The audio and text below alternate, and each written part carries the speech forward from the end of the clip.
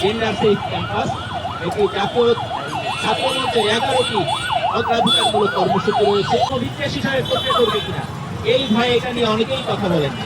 আমি একজন মাদ্রাসার সাবেক শিক্ষার্থী হিসেবে আমি এখানে মিডিয়ার সামনে বলতে চাই, ধর্মীয় আবরণ দিয়ে এই ধরনের অন্যায়কে কোনোভাবেই প্রশ্রয় দেওয়া যাবে না। এদেশের যে সকল আলেম ওলামা রয়েছেন তাদের কাছে আমি সবিনয় অনুরোধ করতে চাই, এদেশের মাদ্রাসাগুলোতে কোনোভাবেই যেন কওমে লুতের যে অনুসারী তাদের হাতেই মাদ্রাসা যাতে চিহ্ন হয়ে না পারে।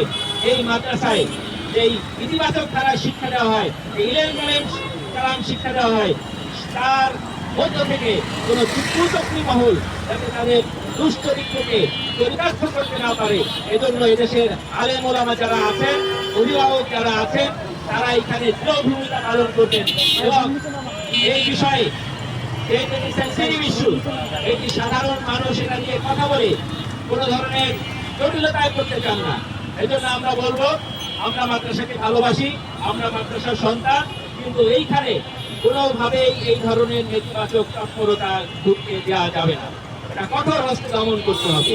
যতদূর বেড়েছে সেখান থেকে আমরা আমাদের মাদ্রাসার শিক্ষার আলোকে, আমাদের যৌন নিরাপত্তার আলোকে, সার্বিক বিষয়ে সরকার এবং এটার যতগুলো স্টেক হোল্ডার আছে সবাই মিলে এখানে নিরাপত্তা নিশ্চিত করবে।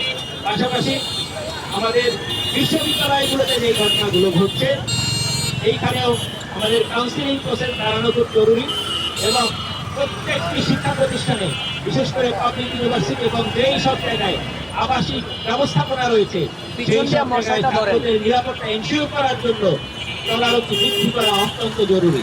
এজন্য সরকারের যদি আলাদা কোনো সেল গঠন করতে হয়, শিক্ষার্থীদের নিরাপত্তার জন্য যদি কোনো বিশেষ ব্যবস্থা গ্রহণ করতে হয়, সেটা করার জন্য আমি বিশ্ববিদ্যালয় কর্তৃপক্ষ এবং সরকারকে সবিনয় অনুরোধ করছি।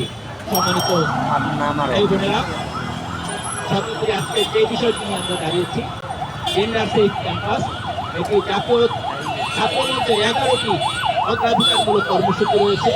তার মধ্যে চতুর্থ নম্বর কর্মসূচি হচ্ছে জেন্ডার সেফ ক্যাম্পাস বিনির্মাণ করা। আমরা জানি যে ক্রমাগত আমাদের শিক্ষা প্রতিষ্ঠান বাড়ছে, বাংলাদেশের জনসংখ্যা বাড়ছে, এরই সাথে সাথে বিভিন্ন নেতিবাচক তৎপরতার খবর আমাদের কাছে বেশি বেশি আসছে। এই জন্য সকল স্টেক হোল্ডারকে আমরা রিকোয়েস্ট করবো, আসুন আমরা এমন একটি নিরাপদ ক্যাম্পাস গড়ে তুলি যেখানে আমি আমার বোনকে গিয়ে নিশ্চিন্তে থাকতে পারবো যে তার চরিত্র নিয়ে কোনো ধরনের ছিনিমিনি এখানে খেলা হবে। আমরা আমাদের ভাইকে এখানে ভর্তি করিয়ে আমরা